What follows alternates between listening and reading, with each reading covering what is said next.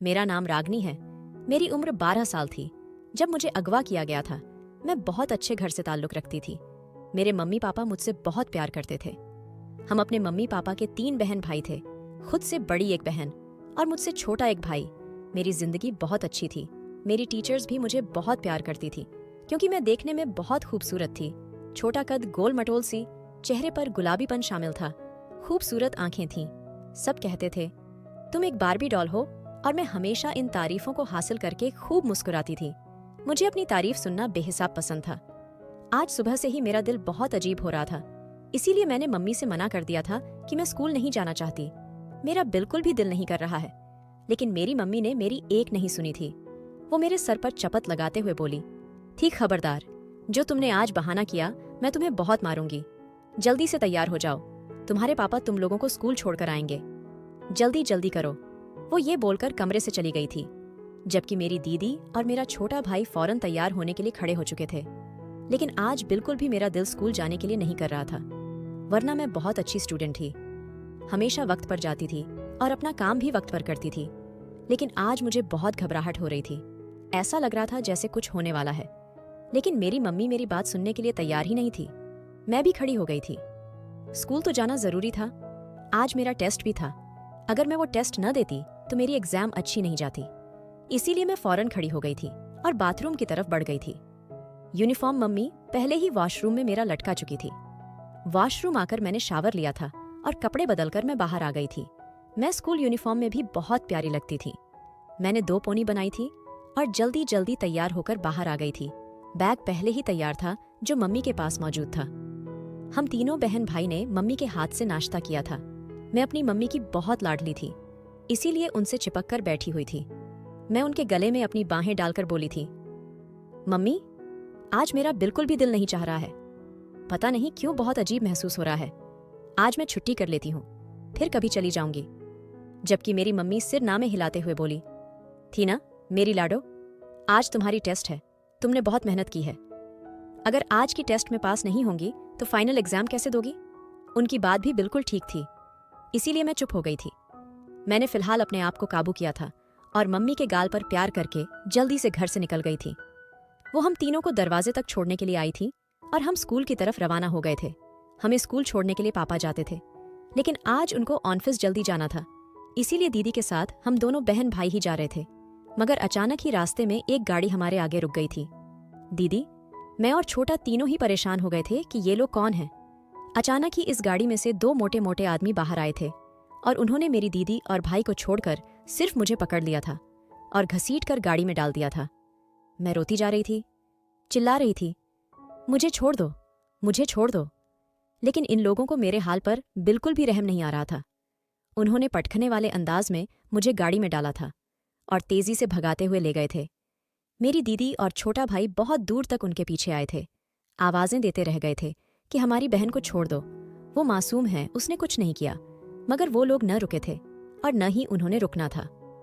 मैं गाड़ी के अंदर खूब हाथ पैर चला रही थी, उनसे रिक्वेस्ट कर रही थी कि मुझे जाने दिया जाए, लेकिन फिर भी इनको मेरे ऊपर बिल्कुल रहम नहीं आया था। मेरे ज्यादा शोर करने पर बाहर मौजूद लोगों को इन लोगों पर शक हो सकता था, इसलिए गाड़ी चलाता हुए ड्राइवर गुस्से से बोला था, इस छोरी के मुंह पर रुमाल रख, चीख चीख कर कान फाड़ दिए हैं। अगर बाहर मौजूद लोगों को जरा भी भनक पड़ गई तो हमारे लिए मुसीबत बन जाएगा। मैं उसकी बात सुनकर जोर से चीख मारती। उससे पहले ही बराबर में मौजूद आदमी ने मेरे मुंह पर रुमाल रख दिया था। मैं अपनी सांस रोक गई थी। मैं बहुत ही होशियार बच्ची थी, लेकिन मेरा सांस रोकना भी कोई फायदेमंद साबित नहीं हुआ था। उस रुमाल में बहुत क्लोरोफॉर्म डाला हुआ था, इसीलिए मैं फौरन बेहोश होकर इन लोगों की बाहों में ही झूल गई थी। मेरी आंख रात के वक्त खुली थी। मुझे काफी शोर की आवाज आ रही थी, गाने बजने की, ढोल की ताल की, मर्दों के हंसी के। मैं फौरन ही उठकर बैठ गई थी। मैं किसी कमरे में मौजूद थी और एक छोटे से बेड पर लेटी हुई थी। हर तरफ रंगीन पर्दे लगे हुए थे, जगह जगह घंघरे मौजूद थे, मेकअप का सामान था और शराब की बोतलें रखी हुई थी। मेरा दिमाग काम करना बंद कर चुका था। मैं कहाँ पर थी मुझे कुछ समझ नहीं आ रहा था। अभी तक मैं अपने स्कूल यूनिफॉर्म में ही थी। मैं फौरन अपनी जगह से खड़ी हुई थी। मेरा इरादा दरवाजे को पीटने का था, लेकिन मैं चुप हो गई थी। बाहर से मर्दों की आवाज आ रही थी, यानी मैं किसी गलत जगह पर पहुंच गई थी। मेरा दिमाग घोड़े की रफ्तार की तरह काम करना शुरू कर चुका था। मैं बहुत एहतियात के साथ खिड़की के पास आई थी और पर्दा हटाकर जब मैंने बाहर झांक कर देखा तो मेरे कदमों तले जमीन निकल गई थी। मैं 12 साल की थी। मैं कोई छोटी बच्ची नहीं थी। अक्सर वक्त मैंने टीवी ड्रामों में ऐसे मंजर देखे थे जिसमें कोठे का सीन दिखाया जाता था, यानी मैं किसी गलत जगह पर आ गई थी। मेरी आंखों से लगातार आंसू बहते जा रहे थे। मुझे मेरी माँ शिद्दत से याद आ रही थी। मैंने उन्हें बोला था कि आज मुझे नहीं जाना, लेकिन उन्होंने मेरी एक बात नहीं सुनी थी और मुझे जबरदस्ती स्कूल भेज दिया था, जिसका नतीजा आज मैं एक कोठे पर मौजूद थी। मेरा दिल बहुत घबराया हुआ था। मैं दिल में दुआ कर रही थी कि मेरे मम्मी पापा कहीं से मुझे बचाने के लिए आ जाएं, यहाँ पर पुलिस पहुंच जाए, मुझे यहाँ से निकाल लिया जाए। लेकिन शायद अब ये सब मेरे नसीब में नहीं था। मेरा नसीब काला पड़ चुका था। मैं चुपचाप बिस्तर पर बैठ गई थी और दुआ करने लगी थी कि ऊपर वाले मुझे बचा ले। मैं यहाँ नहीं रहना चाहती। मुझे पढ़ाई करनी है, मेरी जिंदगी को बर्बाद होने से रोक ले।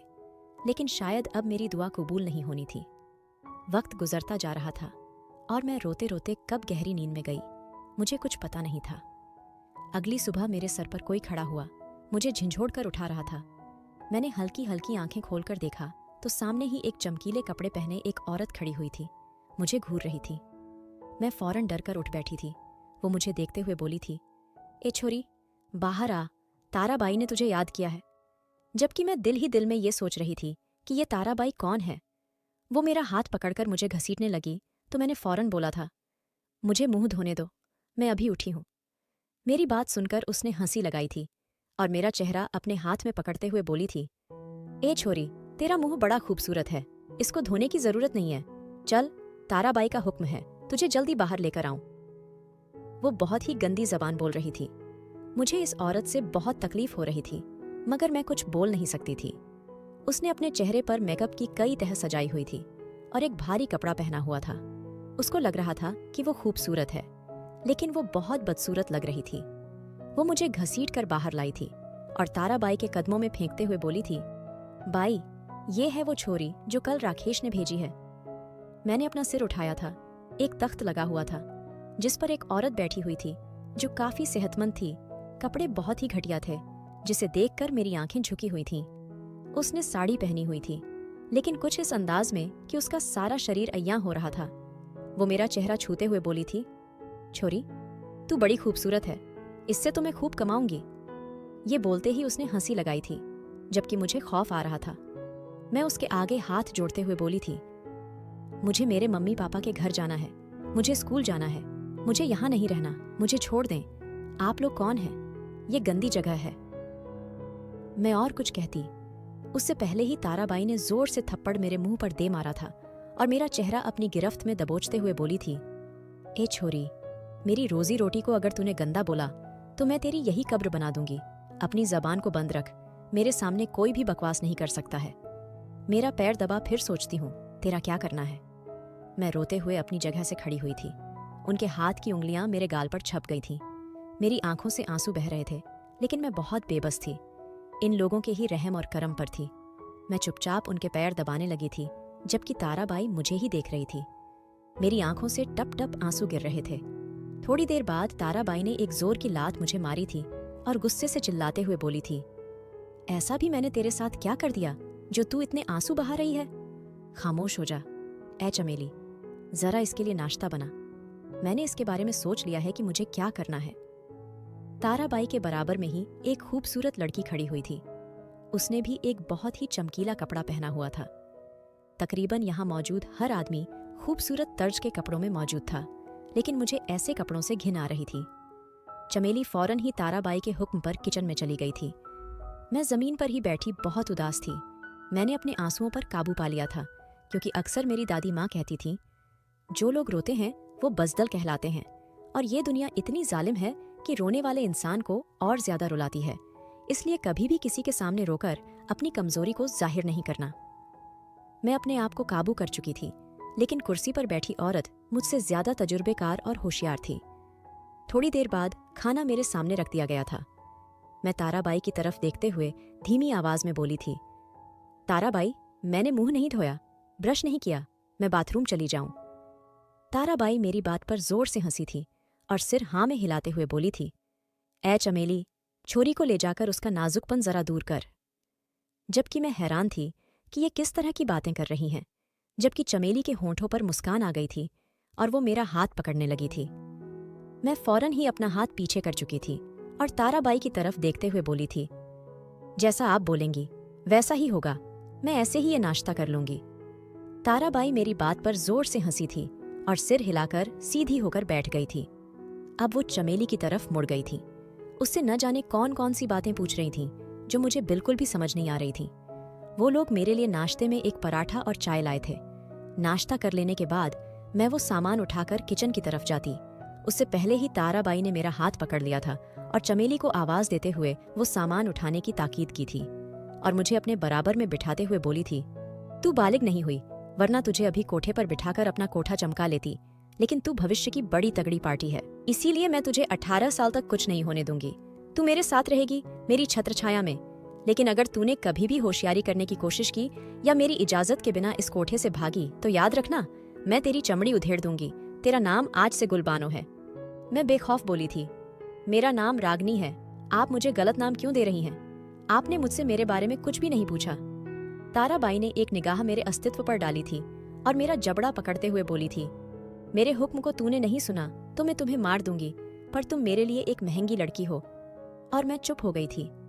मैं अपना दिमाग लगा रही थी, लेकिन साथ ही साथ ऊपर वाले से दुआ भी करती थी कि ऐसा वक्त आने से पहले मेरी जिंदगी में कुछ ऐसा हो जाए कि मैं इस कोठे से निकल जाऊं।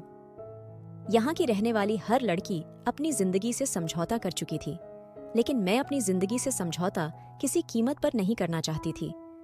आज सुबह भी मैं बहुत रोई थी, ऊपर वाले से दुआ मांगी थी कि मुझे यहाँ से निकाल दो।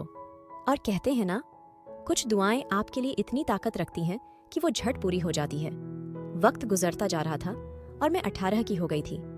आज बड़ी महफिल का आगाज किया गया था क्योंकि मेरी बोली लगाई जानी थी। ताराबाई ने बताया था कि मुझे एक तख्त पर खड़ा किया जाएगा और कई मर्द आएंगे। इसके बाद मेरी बोली लगेगी, जो मर्द ज्यादा पैसा देगा मुझे उसके हवाले कर दिया जाएगा। अब उसकी मर्जी है कि वह मुझे अपने साथ लेकर जाएगा या फिर इस्तेमाल करके यहीं छोड़ देगा। अगर वह मुझे अपने साथ ले गया तो मेरी इस कोठे से आज़ादी है, और अगर उसने मुझे इस्तेमाल करके छोड़ दिया तो मेरी जिंदगी बर्बाद है, क्योंकि फिर हर रात मेरे पास कोई नया मर्द आएगा और मैं उस मर्द के हवाले कर जाऊंगी जिसने मुझे खरीदा होगा। मेरी आंखें बंद थीं, मेरे होंठ फड़फड़ा रहे थे। मुझे ताराबाई की लड़कियों ने तैयार कर दिया था। मेरा दिल फटने के करीब था। यह मुझ पर कैसा वक्त आया था? मैं हमेशा अपने माँ बाप की लाडली रही थी और आज एक तवायफ बनने जा रही थी। मेरे लिए यह पल बहुत तकलीफदेह था। मेरी आंखों से आंसू लगातार बह रहे थे। सुबह से ही मेरा हाल बेहाल हो रहा था। रोने की वजह से मुझे बुखार हो चुका था। मैंने सबसे पहले रस्क करना था, इसके बाद ही मेरी बोनी लगनी थी ताकि लोग मुझे आसानी से खरीद सकें। महफिल सजाई जा रही थी, हर चीज की तैयारियां हो रही थीं। आज पहली बार मैंने ताराबाई की आंखों में आंसू देखे थे। मैं हैरान भी थी, लेकिन चुप थी। मुझे पता था कि वह मुझसे बहुत प्यार करती हैं। सबसे ज्यादा उन्होंने लड़कियों में अगर किसी को अहमियत दी थी तो वह मेरा अस्तित्व था। लेकिन आज मैं ताराबाई के पास नहीं गई थी और न ही उनसे कोई बात की थी। अगर उन्हें मुझसे इतना प्यार था तो वह कभी भी न मेरी बोनी लगाती और न ही मुझे यह काम करने देती। हाँ, मुझे ताराबाई से एक इंसियत थी क्योंकि वह मेरे लिए मेरी माँ का दर्जा रखती थी, लेकिन आज मुझे उनके अस्तित्व से बेहद नफरत हो रही थी। शाम के साए ढलते ही मर्द आना शुरू हो गए थे। हर तरफ खुशबू फैल रही थी। शराब की बोतलें बाहर निकल आई थीं। म्यूजिक सिस्टम भी लगा दिया गया था। हवेली के दरवाजे बंद हो गए थे और अब मुझे महफिल में 4 चांद लगाने के लिए जाना था। मेरा दिल ढोल की तरह मेरे कान में बज रहा था। मेरी आंखें धुंधला रही थीं। चेहरे पर घूंघट डाल दिया गया था। मुझे अपना घूंघट एक अदा से हटाना था, लेकिन इससे पहले मुझे मर्दों को अपना चेहरा देखने के लिए बुरी तरह से ललचाना था। वक्त धीरे धीरे गुजरता जा रहा था और ताराबाई मेरे नाम का कसीदा पढ़ रही थी। थोड़ी देर बाद ही मुझे महफिल में आने की दावत दी गई थी और मैं धीरे धीरे कदम उठाते हुए सभी मर्दों के बीच में पहुंच गई थी। मेरी आंखों में आंसू थे, चेहरे पर उदासी थी, होठों पर मुस्कान थी। मैं जानती थी कि यह पल हर लड़की की जिंदगी में आता है, लेकिन यह पल हर लड़की को बर्बाद करने के लिए काफी होता है। मैंने म्यूजिक की ताल पर अपनी कमर लचाना शुरू कर दी थी। ताराबाई ने मुझे ऐसा कपड़ा दिया था जिससे मेरी कमर उजागर हो रही थी। मुझे बहुत शर्मिंदगी हो रही थी, लेकिन मैं ताराबाई के आगे बुरी तरह बेबस थी।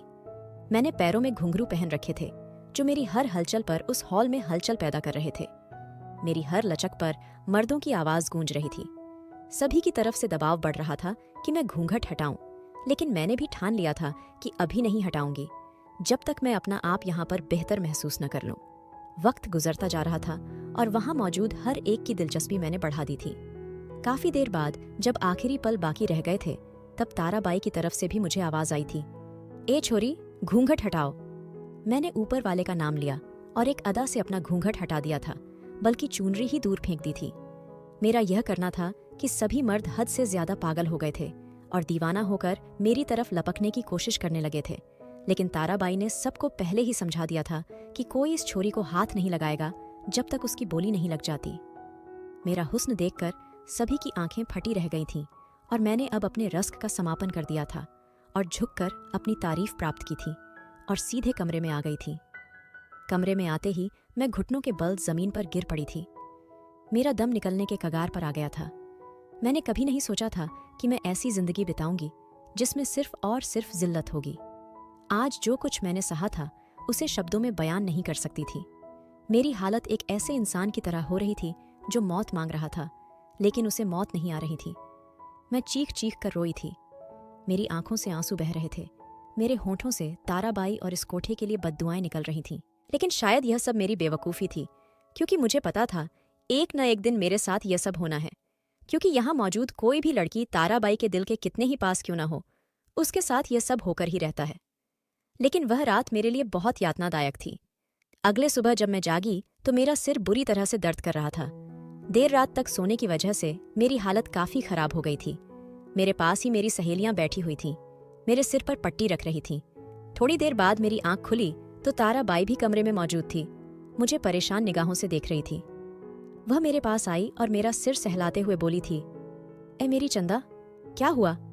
तेरी दफा में तो बीमार हो गई।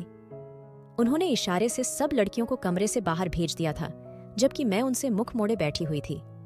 मैं उनकी तरफ देखना भी नहीं चाहती थी। जब उन्हें मुझ पर बिल्कुल रहम नहीं आया था तो मैं उनसे बात भी क्यों करती। वह मुझे देखते हुए बहुत ही लाड भरे लहजे में बोली थी, मैं जानती हूँ मेरी लाडो बहुत सेंसिटिव है, कल हुए बातों से डर गई है, इसीलिए सारी रात रोती रही है। तेरी आवाज मुझे आई थी और मैं तेरे पास आना चाहती थी, लेकिन बेबस थी। वहां पर सब चीजें मुझे संभालनी थी। बड़े पैमाने पर वह कार्यक्रम आयोजित किया गया था। तेरी वजह से कल मैंने तेरी बोली नहीं लगवाई, वरना आम तौर पर जो लड़की रस करती है उसी की बोनी लगाई जाती है और उसी रात उसको एक आदमी के हवाले कर दिया जाता है। मगर तू मेरे लिए बहुत जरूरी है, इसीलिए मैंने सोचा है कि तू सिर्फ रस्क करेगी, न मैं तेरी बोनी लगाऊंगी और न ही तुझे किसी आदमी के हवाले करूंगी, भले लोग कितना ही तुझे लालच देती हुई निगाह से देख लें। मैं हैरान होकर ताराबाई को देख रही थी। मैं यकीन नहीं कर पा रही थी कि ताराबाई मेरे साथ इतना अच्छा कर सकती है। मैं उनकी तरफ देखते हुए बोली थी, नहीं, आप झूठ बोल रही हैं, आप जरूर मेरे साथ ऐसा करेंगी, आपने हमेशा ऐसा ही किया है। वह मेरे बाल सहलाते हुए बोली थी, एक तू ही है जिसको मैंने अपनी बेटी माना है और कभी कोई माँ अपनी बेटी को तवायफ नहीं बनाती, लेकिन तू रक्सा जरूर बनेगी। अगर मैं ये नहीं करूंगी तो मेरे कोठे की बाकी लड़कियों के साथ अन्याय हो जाएगा।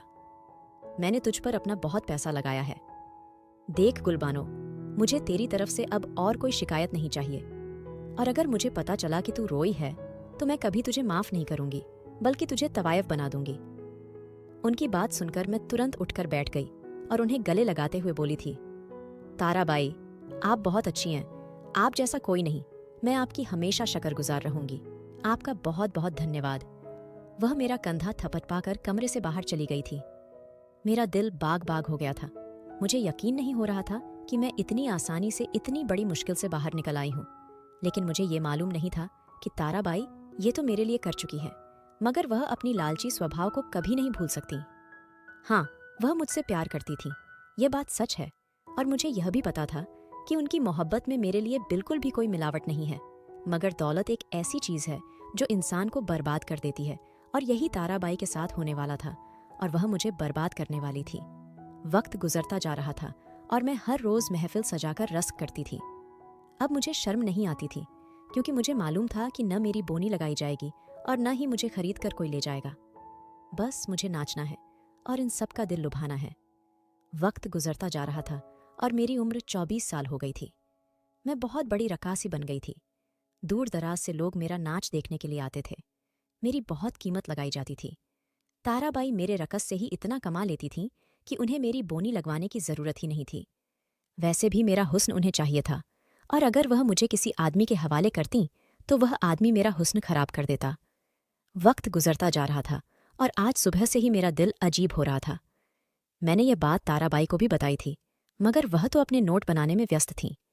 उन्होंने बोल दिया था, देख गुलबानो, मुझे तेरी तरफ से कोई भी बहाना नहीं चाहिए।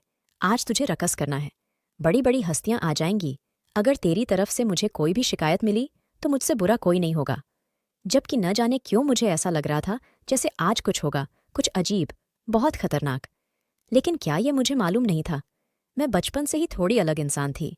जब भी मेरे साथ कुछ गलत होने वाला होता था या फिर कुछ अच्छा होने वाला होता था तो मुझे महसूस हो जाता था, और आज भी मुझे ऐसा लग रहा था जैसे मेरे साथ कुछ होगा, कुछ अजीब या अच्छा। लेकिन क्या इस बात से मैं अनजान थी? वक्त का पहिया घूमता जा रहा था। रात को महफिल सजा दी गई थी। इज्जतदार हस्तियां पहुंच गई थीं, और आज मैंने अपना सबसे अच्छे कपड़े पहने थे। पैरों में घुंघरू बांधे थे, चेहरे को मेकअप की कई तहों से सजाया था, बालों में गुच्छा लगाया था, हाथों में भर भर के चूड़ियां पहनी थीं और सहज सहज कर बाहर आई थी। तमाम मर्दों की निगाहें मेरे हुस्न पर ही केंद्रित थीं। सबकी गंदी निगाहें मेरे जिस्म से सिर पार हो रही थीं, जो मुझे खूब अच्छे से महसूस हो रही थीं। शुरुआत में मुझे यह सब कुछ बहुत गैर मुलायम लगता था और मुझे यह काम करते हुए भी घिन आती थी, लेकिन धीरे धीरे आदत होना शुरू हो गई थी, क्योंकि मुझे मालूम था कि रोने से या फिर तकलीफ में रहने से कोई फ़ायदा नहीं है, क्योंकि यही मेरी ज़िंदगी है और मुझे यह सब कुछ स्वीकार करना ही पड़ेगा। मैं अपनी कमर को बहुत ही खूबसूरती से लचक रही थी, अपने पैरों को घुमाकर ज़मीन पर मार रही थी, जिससे माहौल में एक उत्तेजना पैदा हो रही थी। कई तरह की आवाज़ें मेरे कान से टकरा रही थीं। कुछ मुझे अच्छी लग रही थीं तो कुछ इतनी वाहियात लग रही थीं कि दिल चाहता था कि यह सब छोड़ छाड़ कर कहीं दूर चली जाऊं। मगर मैं बेइंतहा बेबस थी। आज का रकस बहुत ही मायने रखता था, क्योंकि आज कोई बेकार आदमी नहीं आए थे, बल्कि ताराबाई के मुताबिक बहुत मालदार लोग आए थे। उन लोगों ने मुझ पर खूब पैसा लुटाया था, जो ताराबाई जमा करती जा रही थीं। मगर इस दौरान मुझे एक बहुत अजीब निगाह अपने अस्तित्व पर महसूस हुई थी। मैंने नज़रें उठाकर भी उस शख्स को तलाश करने की कोशिश की थी, लेकिन वह मुझे कहीं नजर नहीं आया था। वक्त धीरे धीरे गुजरता जा रहा था, जब अचानक एक दिन ताराबाई मेरे पास आईं और मुझे देखते हुए बहुत ही निर्दयता से बोलीं, तुम्हारा वक्त यहां पर खत्म हो गया है, आज तुम यहां से जा रही हो। मैं फटी फटी निगाहों से ताराबाई को देख रही थी कि वह क्या बोल रही हैं। मैं हैरान होकर बोली, आप झूठ बोल रही हैं, आप मेरे साथ ऐसा नहीं कर सकती, आपने मुझे बेच दिया। मैं बेयकीन लहजे में बोली थी, क्योंकि मुझे ताराबाई से इस हरकत की बिल्कुल उम्मीद नहीं थी। मैं कुछ कहती उससे पहले ही एक आदमी मेरे कमरे में दाखिल हो गया था। मैं जो ताराबाई की तरफ मुतवज्जे थी, फौरन उस आदमी की तरफ देखने लगी थी। वह आदमी ब्लाका हसीन था, दूध से भी ज्यादा सफ़ेद रंगत, चौड़ी जिस्मत, कसरती वजूद। वह पेंट शर्ट में कोई रियासत का शहजादा मालूम हो रहा था। वह कदम बा कदम चलता हुआ मेरे करीब आया था। ताराबाई के सामने ही उसने मेरा हाथ थाम लिया था और मेरी आंखों में देखते हुए मोहब्बत से चूर लहजे में बोला था, आपका खरीदार, आपका आशिक हूं। मैं आपसे बहुत मोहब्बत करने लगा हूं। महज आपकी एक झलक ने मुझे आपका दीवाना कर दिया है। मैं आपके साथ अपनी सारी जिंदगी गुजारना चाहता हूं। क्या आप मुझसे शादी करेंगी? मैं आपको एक इज्जत भरी जिंदगी दूंगा। इस अजाब से निकालकर बहुत दूर ले जाऊंगा, जहां पर आपको कोई नहीं जानता होगा। मैं उस इंसान को हैरान होकर देख रही थी। वह मुझसे बहुत ऊंचा था, मगर वह मेरे कदमों में बैठा हुआ था। क्या मुझे उसे हाँ बोल देनी चाहिए थी? मैं तो कब से यहां से निकलना चाहती थी, इज्जत भरी जिंदगी बसर करना चाहती थी, अपने माँ बाप से मिलना चाहती थी। क्या मुझे इसका साथ स्वीकार कर लेना चाहिए था? इससे कई सवालात मेरे दिमाग में मचल रहे थे, और थक हार कर मैंने हाँ बोल दी थी, क्योंकि मैं वाकई एक इज्जत भरी जिंदगी चाहती थी, क्योंकि मैं एक अच्छे घराने से ताल्लुक रखती थी।